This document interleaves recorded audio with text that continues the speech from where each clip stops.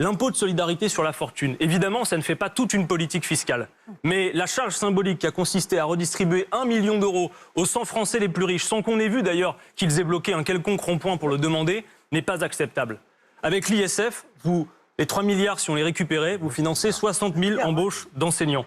Alors on nous dit parfois, mais si on met l'ISF, les riches partent. Alors après on dit que c'est nous qui caricaturons les riches, mais c'est vous qu'en faites des évadés fiscaux en puissance en pensant qu'avec l'ISF, ils vont s'en aller. La vérité, c'est que quand il y avait l'ISF, c'est à peine 0,2% des assujettis qui s'en allaient, sans qu'on puisse d'ailleurs prouver que c'était pour des raisons fiscales. Donc rétablissez l'ISF, première chose. Oui. Ensuite, je termine, rapidement, je veux juste être complet sur cette question.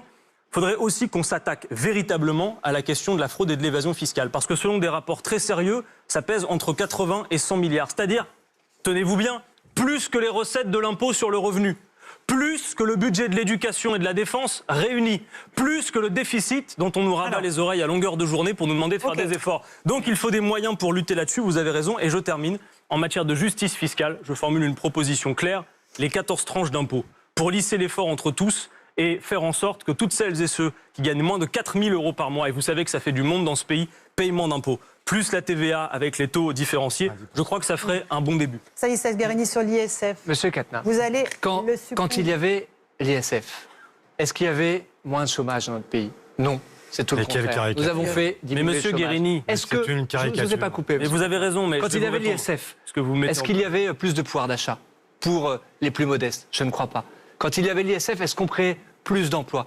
Je ne crois pas. Notre politique, le choix que nous avons fait, c'est de faire en sorte que les ménages les plus aisés puissent effectivement investir dans les entreprises de ce pays. Parce que je crois que pour créer des emplois, pour vaincre le sujet de la pauvreté, c'est pas les uns contre les autres, c'est les uns avec les autres. Et depuis que nous sommes en responsabilité, nous avons créé plus d'emplois que nous avons créés dans les 10 dernières années. Vous savez, cette année, on a recréé les emplois pas tous en même temps.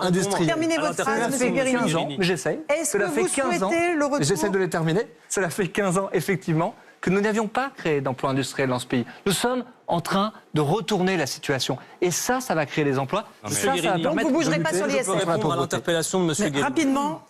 Je réponds à votre interpellation. Bon, d'abord, sur le rétablissement de l'ISF, il ne vous aura pas échappé que, selon les enquêtes d'opinion, 77% des Français sont pour son rétablissement. Je suis d'accord avec ces 77%. C'est vous qui êtes la minorité dans cette affaire, précisément. Mais vous avez la cohérence de votre propos. Vous pensez que celles et ceux qui ont le plus, c'est une position que je comprends tout à fait. Celles et ceux qui ont le plus réinvestissent dans l'activité productive de notre pays. Je pense que vous vous trompez, monsieur Guerini. Le capitalisme de notre époque n'est pas celui que vous rêvez, malheureusement. La vérité, c'est qu'aujourd'hui, la répartition des bénéfices dans notre pays, vous allez voir que c'est un tableau très simple, et je m'arrêterai là, qui fait que la machine ne peut pas être relancée. C'est que les bénéfices vont à peu près à 67% pour les actionnaires. On est d'ailleurs les champions du monde en la matière, parce qu'on parle souvent des dépenses publiques où on est champion d'Europe, mais on oublie de dire qu'on est champion du monde, s'il vous plaît, des dividendes vers ses actionnaires. Il y a seulement 25 petits pourcents pour les investissements productifs et 5% pour le service. Vous savez, avec un tel tableau,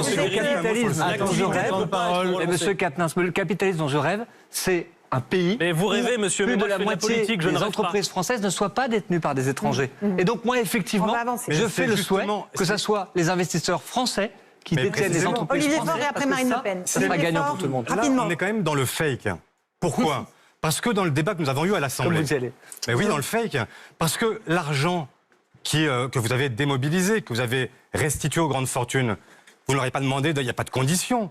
Vous auriez pu dire, effectivement, j'exonère, mais à la condition que l'argent s'investisse en France. Aujourd'hui, vous pouvez investir dans un fonds vautour, y compris qui va dépecer nos entreprises françaises, et malgré tout, ne plus payer l'ISF. C'est ça la politique que vous conduisez. Il y avait un dispositif qui existait auparavant, l'ISF PME, qui permettait aux gens qui investissaient dans les PME françaises de pouvoir être exonérés d'une part de leur impôt sur la fortune. Même ça, vous l'avez supprimé. Mais même ça, donc savez, ça n'est pas lié. Ce qui a tué, messieurs, madame, on va avancer pour c'est ceux le qui nous regardent permanent. Et ceux qui nous je écoutent. crois que ce qui va faire que les Français investissent dans les entreprises, c'est d'avoir une politique économique cohérente. Et ça, effectivement, cela faisait des années que Madame l'on était dans Le le zigzag. Pen, vous avez la parole. Est-ce que vous voulez évoquer la taxe carbone et la fiscalité sur les carburants? Monsieur Guerini, moi, il y a quelque chose que je n'arrive pas à comprendre, c'est que vous n'arriviez pas à comprendre le sentiment d'injustice que des Français, et notamment des retraités, et pas seulement. Est-ce que vous pouvez comprendre que sur l'ISF, l'idée qu'on puisse abaisser massivement l'impôt de ceux qui sont les plus riches dans notre pays. Il n'y a pas de haine sociale dans ce que je dis.